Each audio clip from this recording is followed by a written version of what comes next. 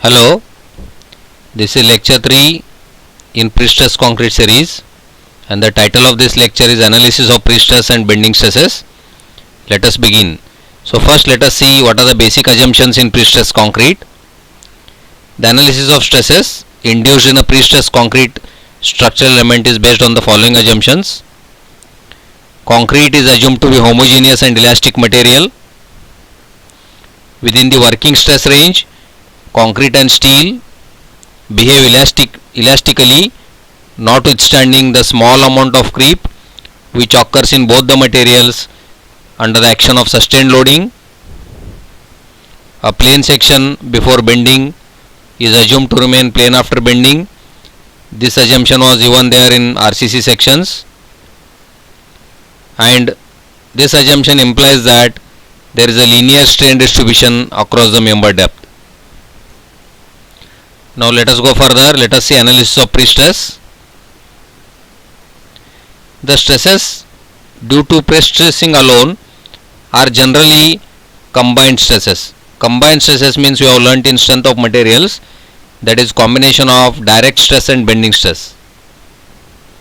It is due to the action of direct load and bending. The bending results from an eccentrically applied load. The stresses in concrete are determined by using the well-known relationship for combined stresses. We learn the relationship for combined stresses, that is direct and bending stresses in strength of materials, where we see that the resultant stress is the combination of direct stress and bending stress. Now let us see the notations and sign conventions we are going to use in this discussion. P stands for pre-stressing force. E is eccentricity of pre-stressing force. Moment M is force into eccentricity, that is P into E. A is cross-section area of concrete element. INA is moment of inertia of the section about neutral axis, or in other words, it is second moment of area of section about its centroid. ZT and ZB are the section modulus of top and bottom fibers respectively. F superior and F inferior are nothing but pre-stress in concrete developed at top and bottom fibers. The pre-stress developed in top fiber is called as F superior because it develops at the top, whereas the pre-stress developed at the bottom fiber is called as F inferior because it develops at the bottom. They are considered as positive when they are compressive in nature, and they are considered as negative when they are tensile in nature. YT and YB are distance of top and bottom fibers from the center of the section or neutral axis of the section, and finally K is radius of gyration. Now first of all let us see about concentric tendon. Concentric tendon means this is a pre-stressed concrete beam, and this tendon or pre-stressed wire is exactly incorporated at the center line. That means this is a centroid, and that's why it is called as concentric tendon. And now P is a pre-stressing force applied to this tendon. So the uniform pre-stress in concrete will be obviously load by area, that is P by A. We have learned this in strength of materials, and obviously it is compressive across the depth of the beam. But now very importantly, let us move further and let us go to eccentric tendon. So this is completely different from the previous case. Here again I am considering a pre-stressed beam, but here instead of putting the tendon at the center, I am putting this tendon at some eccentricity E, that is at some distance E from the center line, and then again I am applying the compressive force P, that is pre-stressing force. Now what happens is, now let us go into engineering mechanics a bit. Now what I will do, that I have reproduced this diagram here, but the only difference here is that already this P was here, but again I have introduced one extra P here at the centroid. But now we cannot do it, therefore Again, to cancel it out, I have introduced one more P of equal magnitude and opposite direction, so that P minus P is 0, so that again it becomes the original beam.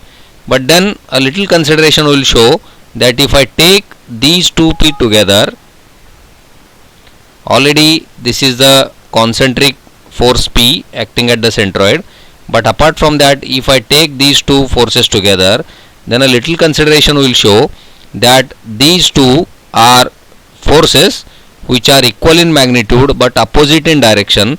That is, they are unlike parallel forces of equal magnitude, and they are separated by some distance e, and therefore they form a couple, and that couple value is m is equal to P into E.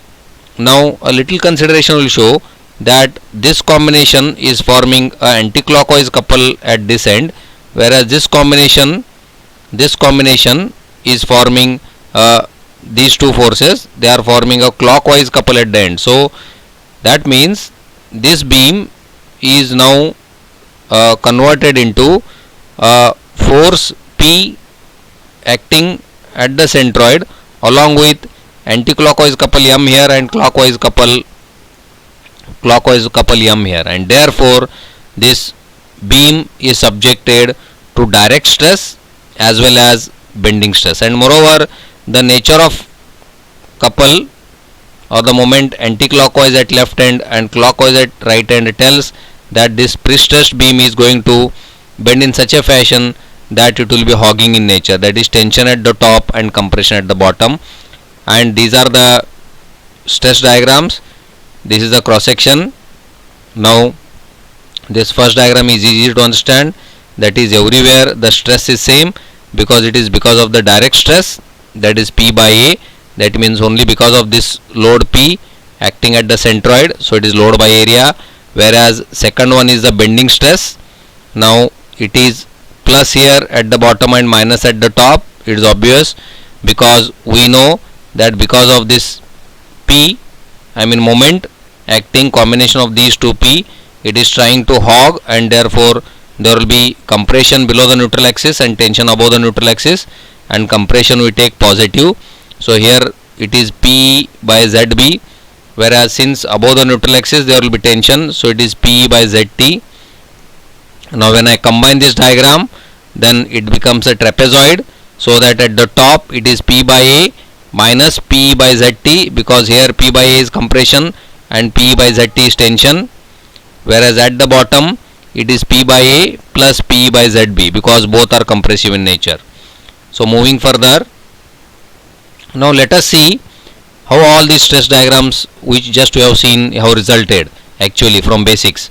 So F inferior, that means the stress at the bottom is nothing but direct stress plus bending stress, that is sigma direct plus sigma bending, which you all learnt in strength of materials.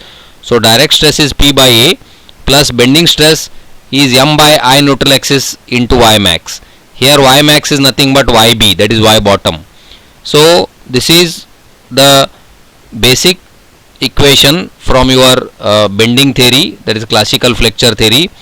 But we know that I neutral axis by yb is section modulus zb, and therefore this equation becomes F inferior, that is stress at the bottom fiber, is P by A plus, instead of I neutral axis by y max, now I will substitute zb, that is section modulus with respect to bottom fiber. So it is P by A plus m by zb, and therefore we can say F inferior or the stress at the bottom fiber is P by A plus m is nothing but P into E, so P into E by zb.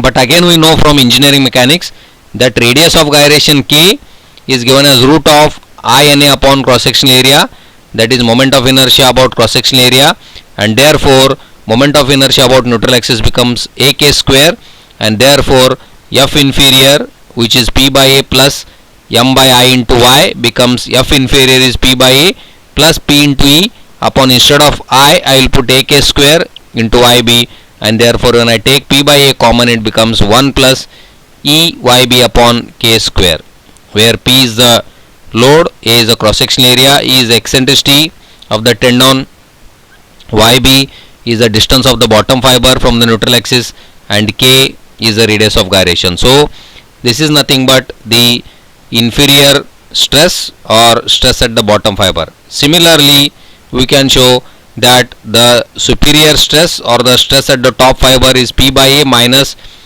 P by ZT. ZT is nothing but T stands for top, that is P by A 1 minus EYT upon K square. Now let us see what are the resultant stresses at a section. Now what this beam shows is a combination of pre-stress plus it is subjected to flexure due to the applied dead load and live load. So let us consider that this UDL is a combination of dead load G and live load Q, and moreover it is pre-stressed by a tendon at a eccentricity of E. So the distance between this center line and this tendon is eccentricity E. The resultant stresses in a concrete at any section are obtained by superposing the effect of pre-stress and the bending stresses developed due to the loads. Now let MQ and MG be the live load moment and dead load moment respectively at the central span section. So we know from strength of materials that if there is any UDL applied here on a simply supported beam of length L, then the maximum bending moment occurs at the center, whose value is WL square by 8. But here instead of W we are writing Q for live load and G for dead load, and therefore MQ is the live load moment, that is QL square by 8, and MG is the dead load moment, that is GL square by 8. Now moving further, again we know that M upon I is stress upon Y, and therefore the bending stress is M by I into Y, and therefore the bending stress is M by Z, where I by Y is nothing but the section modulus Z, and therefore for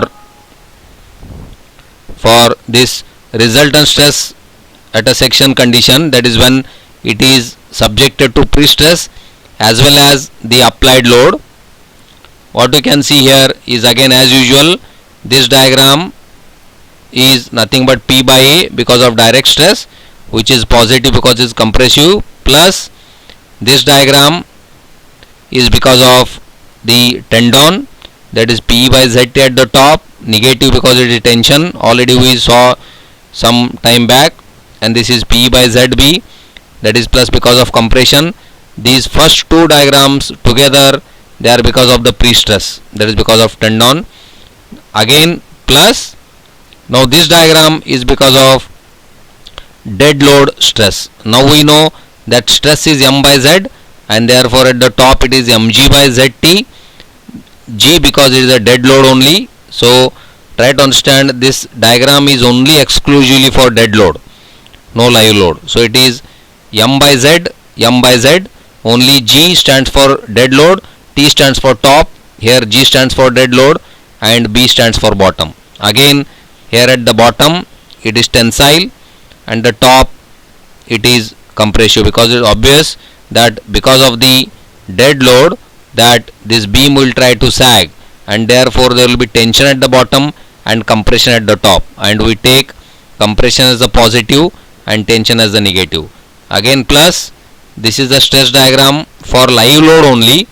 Now again here it is MQ by ZT at the top and MQ by ZB at the bottom. Again because of the live load also there will be tension at the bottom and compression at the top because the beam is trying to sag, and therefore when we take resultant of all this, it results into this diagram, that is simply we have to go on adding.